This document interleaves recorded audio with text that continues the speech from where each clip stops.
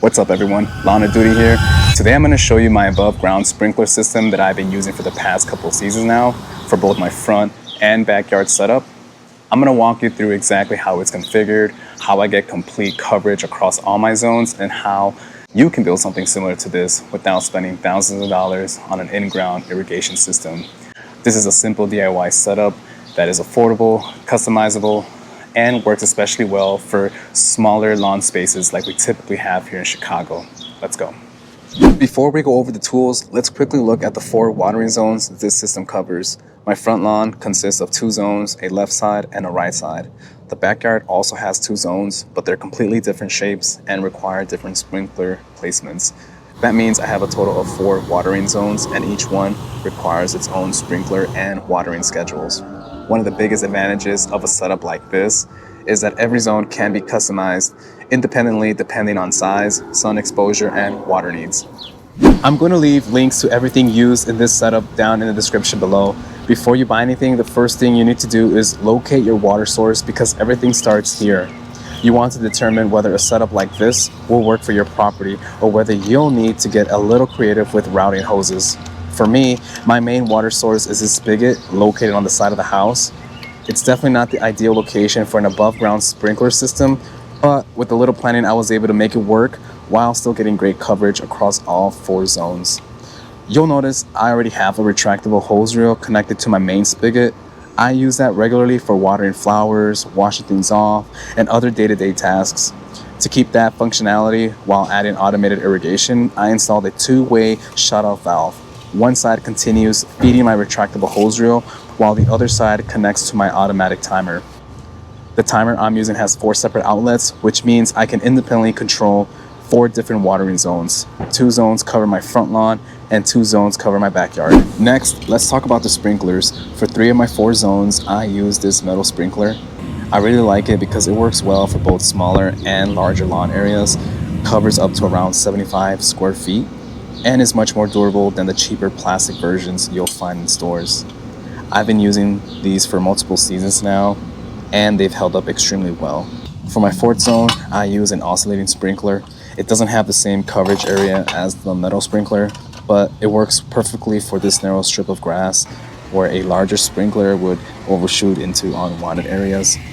So before purchasing any sprinkler, make sure you calculate the square footage of each zone and verify the sprinkler can cover that area efficiently. Now let's talk about hose lengths, because this is where a lot of people make mistakes. You don't want hoses that are too short, but you also don't want excessive hose lengths creating clutter. For example, if your sprinkler is 10 feet away from your water source, I probably recommend a 12 to 15 foot hose rather than an exact 10-foot hose. That gives you flexibility for routing and hiding the hose. For my first zone, I use a 25-foot hose. One thing I found is that using a 3/4 inch fittings throughout the system helps maintain pressure and results in a more consistent coverage. For my second zone, I use a 100-foot hose that wraps around the side of the house and reaches the front lawn. For zone 3, I use a 50-foot hose that routes through the patio area and into the backyard. Finally, for zone 4, I use a short 7-foot hose, since that sprinkler sits very close to my main water source. Every property will be different, but the goal is the same: keep hoses as hidden and efficient as possible while still reaching your target area. Once everything is connected, the next step is figuring out how much water each zone actually receives. For my lawn, I aim for approximately 2 to 3 inches of water per week, depending on weather conditions. The easiest way to measure this is with a simple measuring cup. Place the cup within the coverage area, run the sprinkler, and measure how long it takes to collect 1/4 inch of water. This gives you real data instead of guessing. For my first zone, it takes about 15 minutes to apply a 1/4 inch of water. If I run that zone twice per day, once at 5:40 a.m. and again at 10 a.m., 4 days per week, I end up with roughly 2 inches of water weekly. Zone 2 takes approximately 20 minutes as well to apply a 1/4 inch. Zone 3 also takes around 15 minutes. My 4th and last zone is the slowest and requires about 25 minutes to reach a 1/4 inch. Every lawn will be different, which is why measuring is so important. Alright, so once you know how long each zone needs to run, it's time to program your timer. The timer that I'm currently using is this Melnor 4-zone digital timer.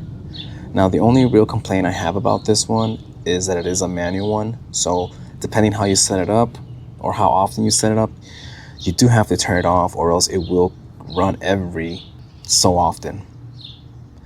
Now as you can see, there are 4 different outlet connections to this. The far left one, zone 1, is connected to my sprinkler in my front lawn, left side. Let's start with that one.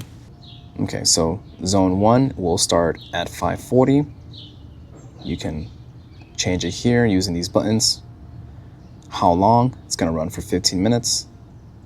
How often? Every 6 hours for now. And this is what I mean that if you don't turn it off manually, let's say after the second time, then it will keep running unless you turn it off, which is this button, or you go here and turn it off. All right, so we got here, how long? 15 minutes. How often? Every 6 hours. Now let's go to zone 2. It's gonna run 15 minutes after the first time at 5:55. It's gonna go for 20 minutes. My zone 2 is connected on my right side, front lawn. It's gonna run for 20 minutes. Again, 6 hours for my setup. Zone 3 is gonna start at 6:15, which is 20 minutes after my zone 2 finishes. And it's gonna run for 15 minutes. Okay? So again, starts at 6:15, it's gonna go for 15 minutes. Now lastly, my zone 4, which is this one right here, it's gonna start at 6:30, which is 15 minutes after 6:15, which is what time zone 3 would end. It's gonna run for 25 minutes and every 6 hours again. All right, so remember, the goal here isn't just for convenience, right? You want to create that consistent watering schedule, and your lawn wants to get water, right? Your lawn wants to get on a schedule, whether you're at home or at work or away on the weekend. That's the goal here, to create a watering schedule that works for you, but also works for your lawn. Okay, before I'm done, I want to make sure that my zones are getting complete coverage, and if there are any dry spots, to go ahead and make any adjustments now. For this oscillating sprinkler, it's pretty easy to move. And as you can tell, it does make it all the way to the fence, maybe just a shy away from actually hitting the fence, which is fine. You're not always going to get perfect coverage. But on the other side, it is making it all the way to this section here, where my zone 3 actually goes to. There is probably going to be a dry spot here in the future, but hopefully I can hand water this section. But for the most part, it does get full coverage in this strip of grass.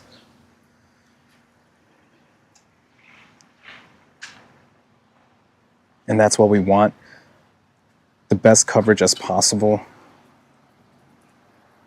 So not too bad for this section. Let's go to my zone 3. But before I go, just double checking here that it is making it all the way to the fence. Maybe I can push this sprinkler down just a bit. There you go.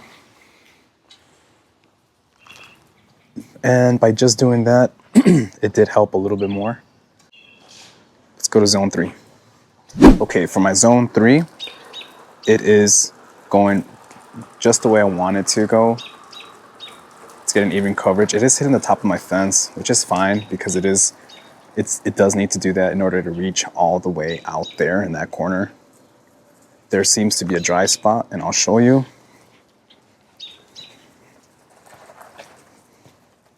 Right here.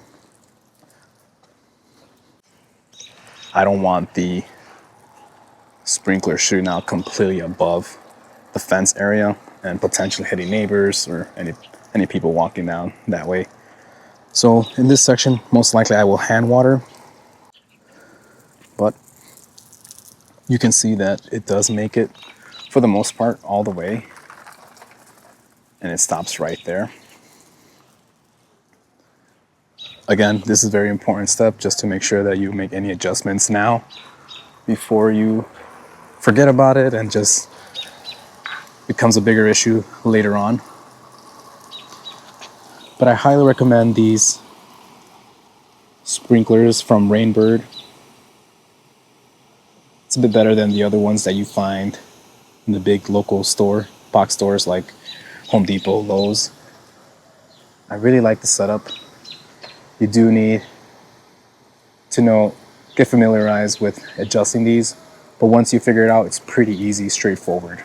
Once you do this last step and identify some of the issues that you have, whether they're dry spots or sprinkler adjustments, then everything else will be easy. You don't have to worry about watering these sections anymore in these zones. It's going to make it very easy to water your lawn. But yeah, don't be afraid to make any adjustments to your sprinklers, because any adjustments will make a big difference. If you move it 2 inches to your left, 2 inches to the right, you want to make sure you get that even coverage. Also, double check the measuring cups to make sure you're getting enough water. Watch out for any dry spots, like the ones I have here and over there.